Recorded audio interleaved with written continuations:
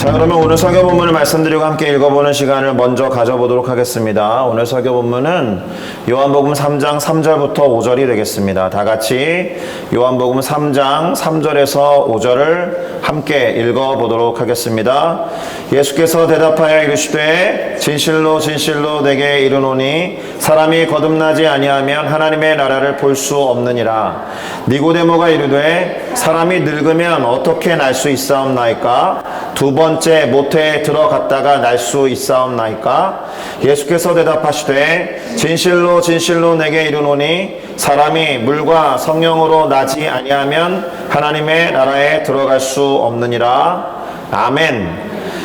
자, 저는 방금 우리가 함께 읽어본 이 요한복음 3장 3절에서 5절을 가지고 거듭나지 아니하면 이와 같은 제목으로 요한복음 공부의 세 번째 시간이자 오늘은 중요한 교리가 나오기 때문에 교리와 관련된 설교를 해보도록 하겠습니다. 그러니까 요한복음을 끝까지 끝내는 것에 오늘 초점을 두는 것이 아니라 니고데모와 예수님 사이에서 나눈 대화를 중심으로 교리에 대해서 설명을 해드리겠다라는 말입니다. 우선은 이 제목과 관련해서 그리고 오늘 우리가 읽어본 설교 본문을 요약하면서 결론부터 내리고 간다면 거듭나지 아니하면 하나님의 나라를 볼 수 없고 또 물과 성령으로 나지 아니하면 하나님의 나라에 들어갈 수 없다라는 말이 될 것입니다. 둘 다 예수님이 직접적으로 하신 말씀이기 때문에 진리라고 우리는 믿고 있고 이 말씀을 벗어나서 우리들의 거듭남이라든지 구원의 문제에 대해서 말할 수가 없어요.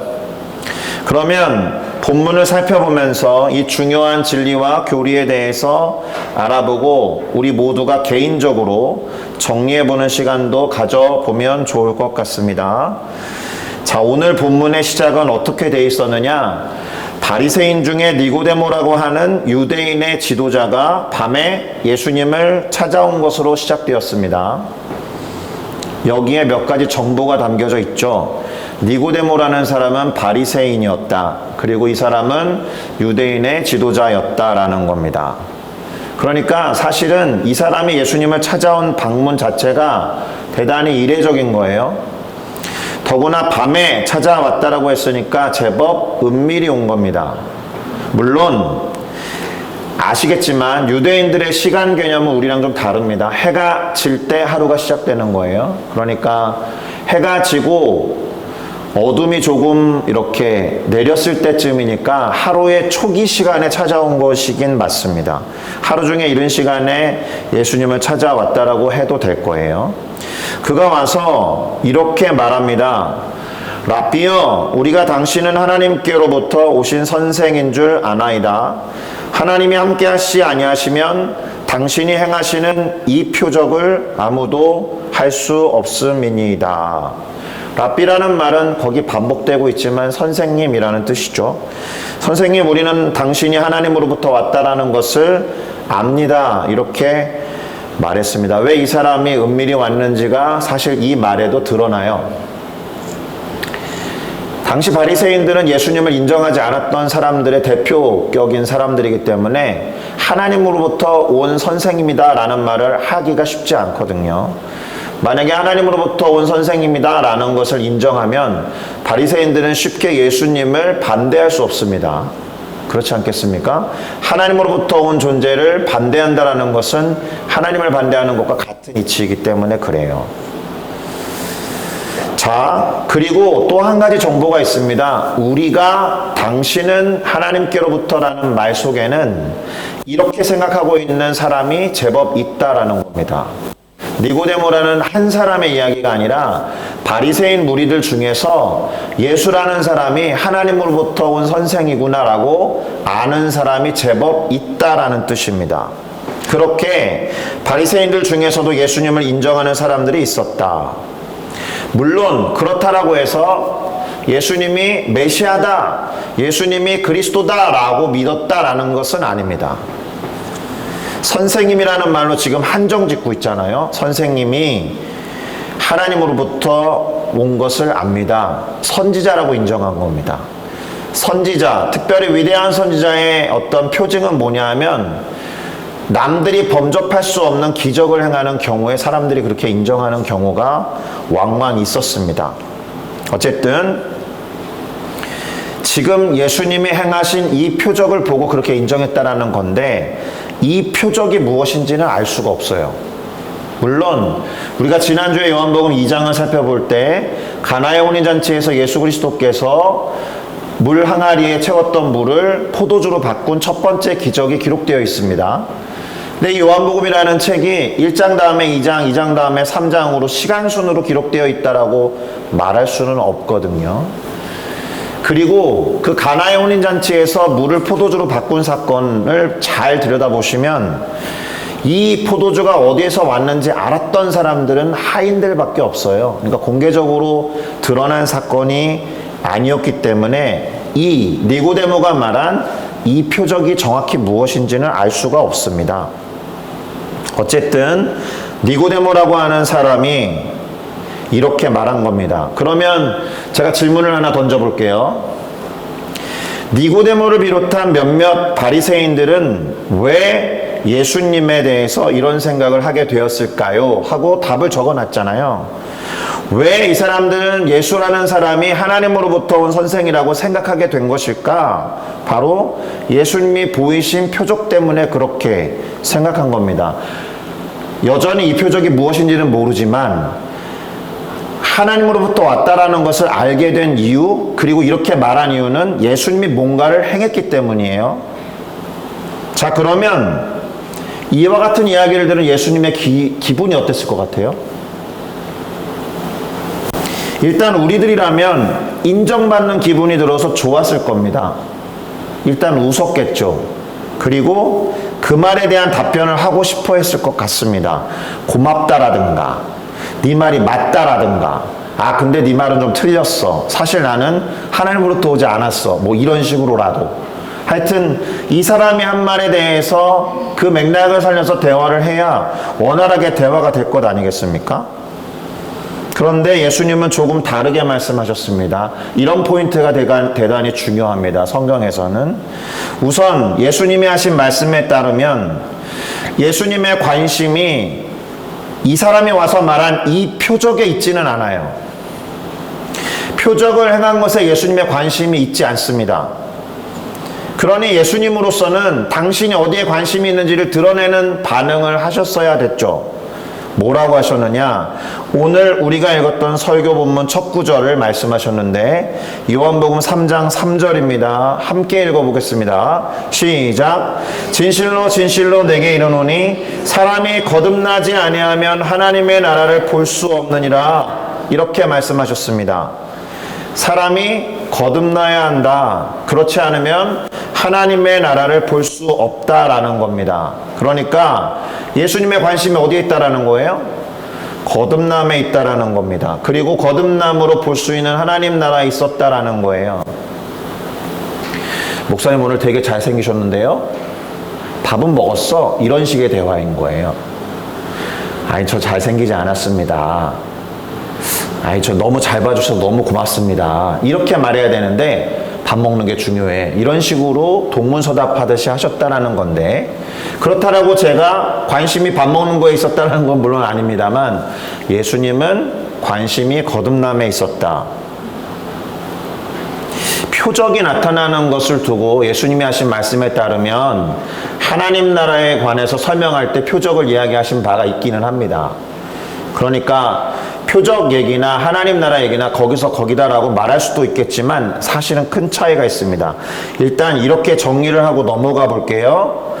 거듭나면 하나님의 나라를 볼 수 있어요. 예수님의 말씀에 따르면.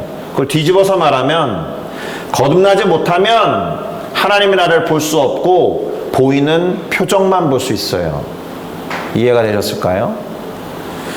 시선을 끄는 어떤 것에 시선을 둘 수 있지만 거듭난 사람들은 시선을 끄는 그런 어떤 육체적인 자극에 따라서 움직이는 사람이 아니다라는 것을 말씀해주고 있는 것과 같습니다. 조금 풀어서 말하면 이렇게 될 겁니다.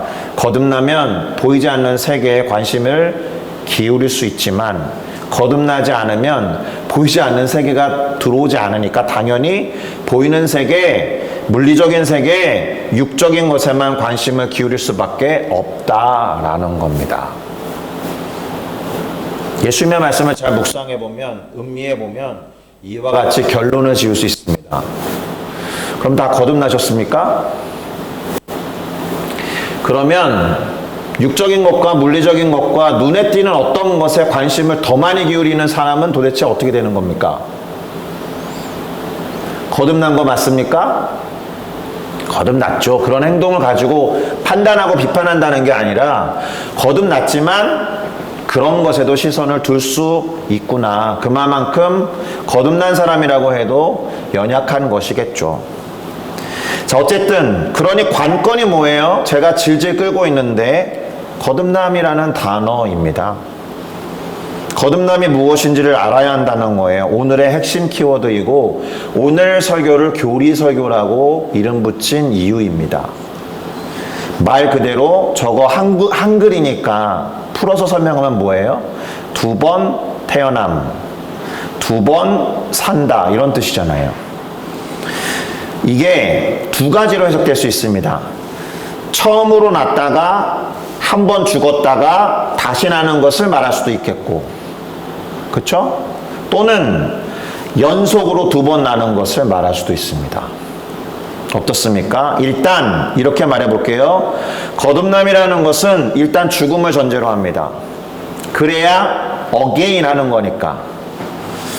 그러면 이 죽음이 무엇이냐? 본질적인 죽음을 말해요. 사람은 다 본질적으로 죽고 태어난다는 겁니다.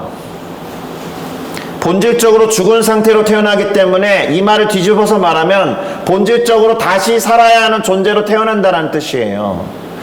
희한한 말이지 않습니까? 야, 태어났는데 죽은 상태로 태어난다니. 사생아도 아니고. 그러니까 이 죽음은 육적인 죽음을 말하지 않는다라는 게 전제되어 있는 거예요.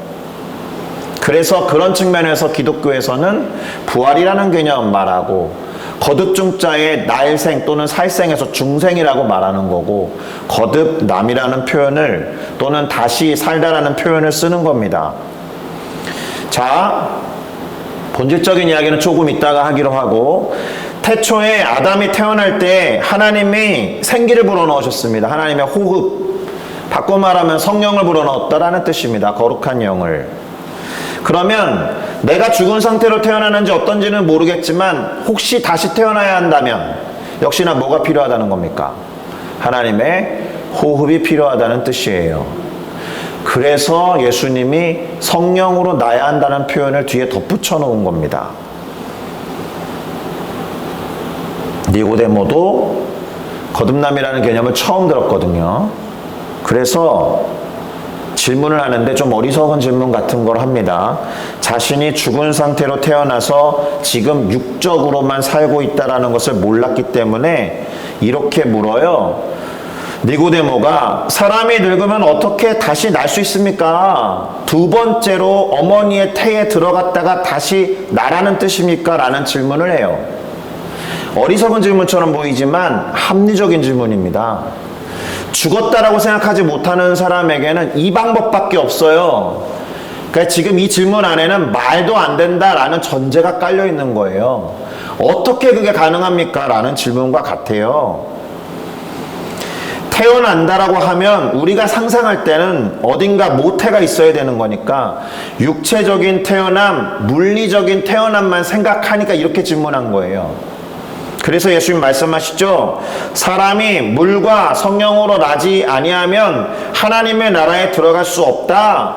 물과 성령이라는 표현 안에 육체적인 삶을 말하는 건 아니다라는 거예요. 네가 말한 질문이 지금 잘못됐어.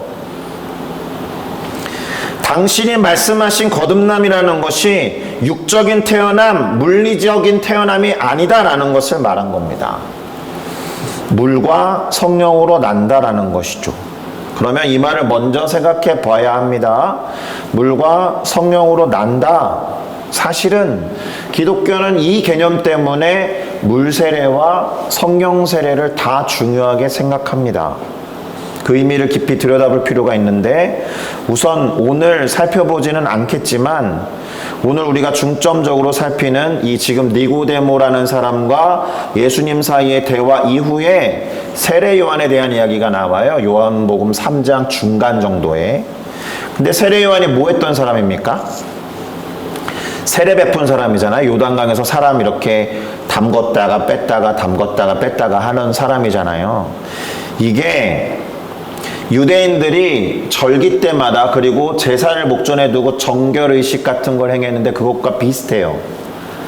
그러니까 하나님 앞에 제사를 드리기 위해서 몸을 깨끗하게 씻는 정결의식을 했단 말입니다. 그래서 질문을 해요. 유대인들이 정결의식을 행하는 것과 비슷한 거를 세례 요한이 저 광야에서 하고 있으니까 질문한단 말입니다. 그런데 이게 정결의식은 그냥 살아있는 몸을 이렇게 씻는 거잖아요. 근데 물세례의 뜻은 상징적인 의미가 있어서 육체적으로 죽었다가 다시 산다라는 의미에서 물세례를 주는 거예요. 물속으로 들어갔다가 나오는 것은 내가 죽었다가 다시 사는 것을 의미합니다. 굳이 말하면 몸이 죽고 다시 산다라는 의미예요. 반면에 성령 세례는 죽었던 영이 새롭게 되는 것을 말합니다. 길게 말씀드릴 수 없어서 그런데 구약시대에 있었던 예레미야 선지자나 에스겔 선지자 같은 사람이 당신의 영, 그러니까 하나님의 영을 인간들의 영에 두겠다라고 약속하셨거든요. 그들의 말씀에 따라. 그거를 이루는 것을 말합니다. 이 얘기를 하고 넘어갈게요. 하나님이 태초에 인간을 창조하실 때 유일하게 인간에게만 호흡을 불어넣으셨습니다. 짐승들은 불어넣지 않았습니다. 불어넣었다라면 그것을 그렇게 특별하게 기록하지 않았을 겁니다. 다시 말하면 육체적으로 기능하면서 움직이는 동물과 육체적으로 기능하면서 움직이는 사람 사이에 차이가 있는데 그 차이는 생기에 있습니다. 하나님의 호흡에 있습니다. 하나님의 영에 있습니다. 근데 선악을 알게 하는 나무 열매를 따먹으면 네가 확실히 죽는다라고 할 때 그 죽음은 이 본질적 차이를 갖게 했었던 성령이 제거된 상태를 말합니다. 그래서 성령이 우리 안에 영원히 머물 수 없었습니다. 죄의 문제가 해결되기 전까지는. 이 말은 동물이나 사람이나 똑같은 상태가 되었다라는 뜻입니다. 영적인 영이신 하나님과 교제할 수 없고 그 하나님을 잃어버렸고 하나님을 기억하지도 못하고 연약하고 부족하니까 하나님의 자리에 다른 신들을 만들어내기 시작했다라는 뜻입니다. 그 상태로 성령의 다시 오심이 없이 성령의 세례 없이 성령의 임하심 없이 특별한 사람들에게 그 역할을 감당하도록 왕이나 선지자나 제사장들에게만 성령이 주어졌다가 떠나기도 했습니다. 대표적인 예가 사울 왕입니다. 하나님께 죄를 지은 다음에 성령이 떠나면서 미쳐가지 않습니까? 다윗이 그걸 봤어요. 그래서 이 사람은 죄에 대해서 민감한 사람이 됩니다. 그래서 밧세바라는 여인을 범했을 때 그가 했던 기도가 뭐예요? 주의 신을 제게서 떠나가지 말게 해주십시오 라고 한 겁니다. 네. 그런데 예수 그리스도께서 인간에게 있는 죄의 문제를 해결한 다음에 예레미야 선지자와 에스겔 선지자가 예언한 것과 동일하게 하나님의 영이 우리 안에 다시 들어와서 거듭나게 한 겁니다. 그때부터는 떠나지 않습니다. 이걸 기억하시는 게 필요하겠습니다. 예수님께서 하신 말씀을 하나 더 말씀드리고 정리를 해보겠습니다. 모든 인간이 본질적으로 죽은 것과 마찬가지이기 때문에 다시 살아야 한다라는 의미에서 거듭나야 한다라고 말씀하신 것이기도 한데 육적으로 난 것뿐만 아니라 영으로도 나아야 한다라는 의미에서도 거듭나야 한다라는 표현을 쓰신 거예요. 차이를 아셔야 되는데 죽은 상태로 태어났기 때문에 거듭나야 한다는 말이 하나, 육적으로 났기 때문에 영적으로도 나야 한다라는 의미에서의 거듭남이라는 두 번째 차원, 이 두 가지를 다 의미할 수 있다라는 겁니다. 그래서 요한복음 3장 6절 오늘 본문 뒷구절에 육으로 난 것은 육이요 영으로 난 것은 영이다라고 말한 거예요. 그리고는 조금 이상한 말씀하시는데 성령으로 난 사람을 바람에 비유해서 말씀하셨습니다. 바람이 임의로 분다.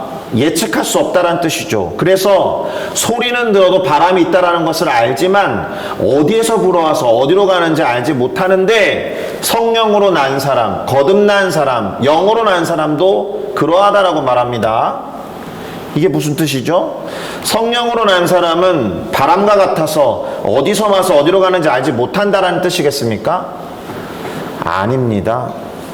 그보다는 성령으로 다시 태어난 사람은 육적인 관심에 따라 살지 않는다라는 거예요. 바람이 임의로 불어서 어디에서 왔고 어디로 가는지 알지 못하지만 영의 사람에게는 그런 것이 중요하지 않다.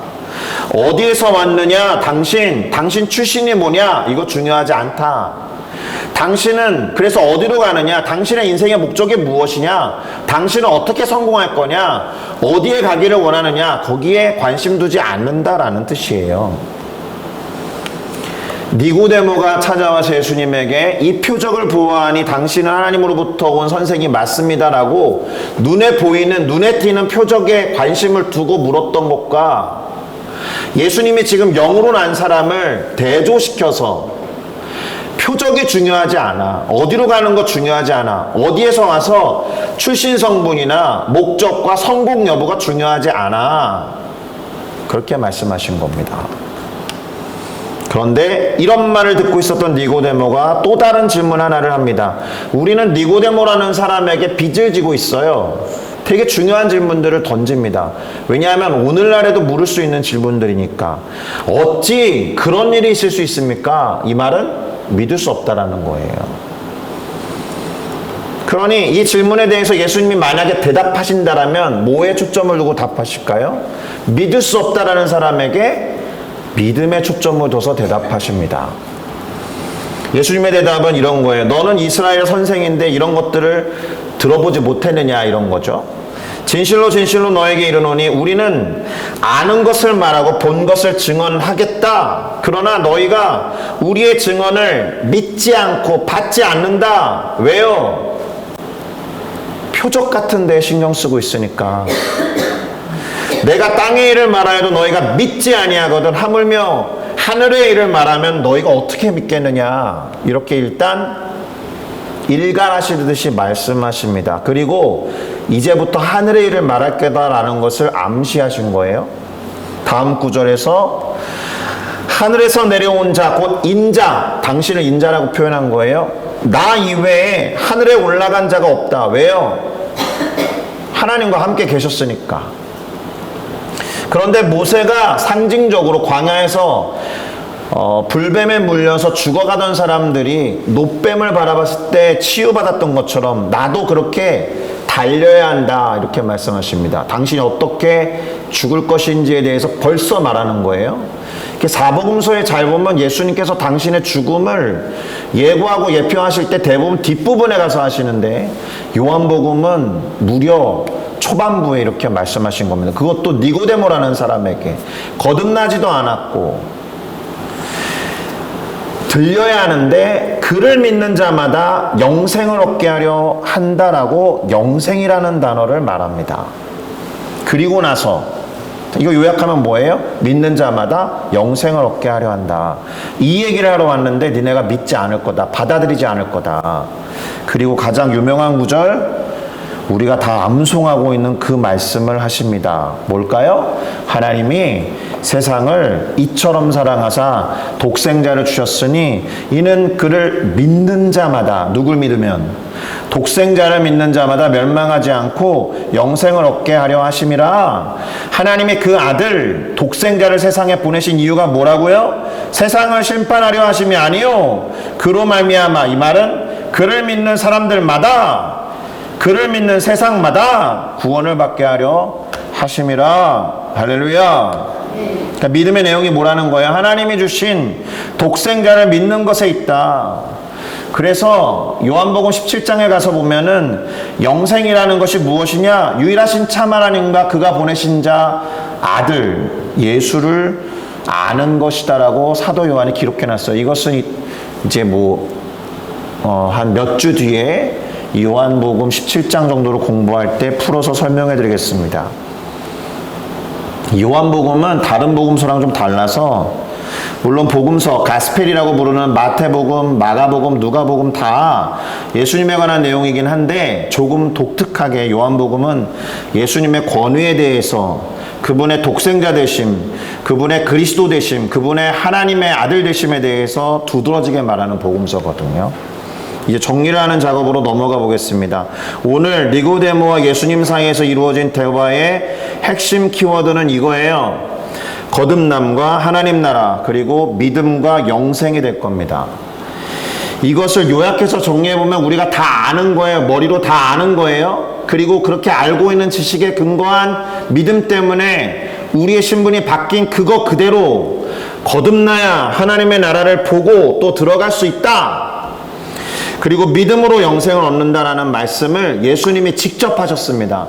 성경에, 신약 성경에 특별히 나와 있는 바울조차 교리라고 정해놓은 대단히 중요한 그런 명제들 다 예수님이 하신 말씀에 근거하지 않으면 다 탄핵되어야 되는 거예요. 부정되어야 되는 거예요. 거듭나야 하나님의 나라를 볼 수 있고 들어갈 수 있다.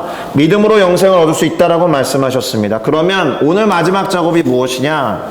믿음과 성령, 그쵸? 왜냐하면 성령과 하나님 나라를 말했고 믿음과 영생을 말했으니까 성령이랑 믿음을 연결짓는 작업을 해야 돼요. 그 부분을 다른 성경 구절을 통해서 정리를 해보고 마무리 짓겠습니다. 우리가 잘 아는 말씀, 마음으로 믿어 의에 이르고 입으로 시인하여 구원에 이른다라는 로마서 10장 10절 말씀을 잘 알고 있습니다.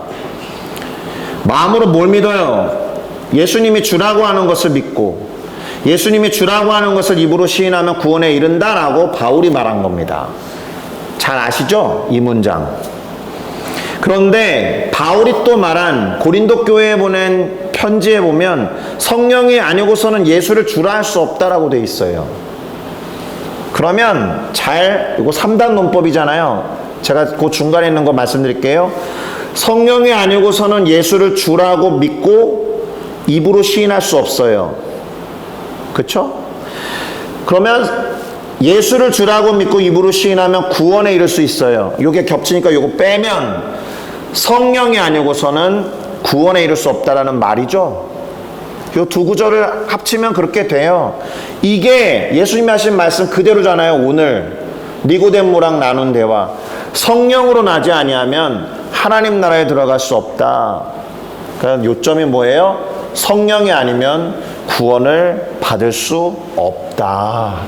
그래서 성경에 성령을 선물이라고 하는 거예요. 내가 믿은 것 같죠? 많은 사람들이 난 믿을 수 없어라고 말해요. 그런데 우리는 믿죠. 어떻게 믿는 것 같아요? 내가 결단했어요? 내가 다짐했어요? 아니에요. 성령이 우리 안에 이미 그렇게 고백할 때 들어와 계신 거예요. 그래서 오늘 정리를 하면서 마무리하겠습니다. 니고데모와의 대화에서 예수님이 가르쳐 주신 진리는 이렇게 됩니다. 첫째, 우리는 본질적으로 죽은 상태로 태어난다. 이 말을 뒤집어서 말하면 다시 살아야 하는 상태에 있었다. 그래서 다시 살아야 한다는 의미에서 거듭남이라는 개념이 나온 거예요. 다르게 말하면 부활이라는 말이 나온 거예요. 불교에서 모든 존재하는 살 것들이라는 의미에서 중생이 아니라 거듭중자의 살생에서 거듭남의 의미의 중생이 있는 거예요. 기독교에는. 두 번째, 그런데 예수님은 물과 성령으로 나야 한다라고 말씀하셨어요. 이 말은 육으로 난 것은 육이지만 영으로 다시 나야 된다라는 것과 연결해서 해보면 육으로 난 이후에 영으로 거듭나야 한다라는 말씀을 하신 거예요. 아담이 영으로 태어난 것처럼 성령으로 거듭난다는 것은 성령이 예수를 주라 믿게 하고 시인하게 함으로써 구원을 얻는다라는 뜻이다. 따라서 믿음으로 구원을 얻는 것이며 오늘 본문은 그것이 영생을 얻는 방법이다라고 했는데 이 믿음이 성령에 의해서 주어지는 거다라고 정리할 수 있습니다. 오늘은 요한복음 3장의 초반부에만 머물렀습니다. 저희가 수요 예배 때마다 책을 한 번씩 떼고 있잖아요. 몇 개월에 걸쳐서. 요한복음은 좀 오래 걸릴 것 같습니다. 길기도 하고 중간에 중요한 주제들이 나오기 때문에. 자, 그러니 다른 사람은 잘 못 믿는데 신기하게 나는 지금 믿고 있다면 그것만큼 우리 안에 성령이 와 계신 명백한 증거는 없어요. 비록 내가 하루에 몇 번씩 무너지고 내가 반복해서 죄를 짓는데 내가 구원받은 게 맞아라고 흔들리는 순간에도 내가 예수를 구주라고 여전히 믿고 있다면 그것만큼 명백한 성령이 내 안에 계시다는 증거는 없다. 믿으셔도 됩니다. 의심할 필요가 없어요. 우리의 행위 때문에 행위로 구원을 얻은 게 아니다라는 겁니다. 그렇다라고 막 살아도 돼라는 말을 하는 게 아니죠. 왜요? 예수님 말씀하셨잖아요, 오늘. 니고데모 같은 사람은 표적에 초점을 두고 말하고 있지만 영으로 난 사람은 마치 바람과 같아서 그런 것에 관심을 기울이지 않으니 혹시 내가 여전히 눈에 보이는 것에 관심을 기울이고 어디 출신이고 어디를 향해서 성취하며 나아갈 것인가에 지나치게 과몰입하고 있다면 한번 생각해 보세요. 그러나 그것이 내 구원받음에 흔들어야 될 의심의 이유는 아닐 겁니다. 그래도 성령으로 충만하면 충만할수록 분명히 그런 것보다는 하나님의 것에, 영적인 것에 관심을 기울이게 될 겁니다. 오늘은 이렇게 마무리 짓겠습니다. 기도하시겠습니다.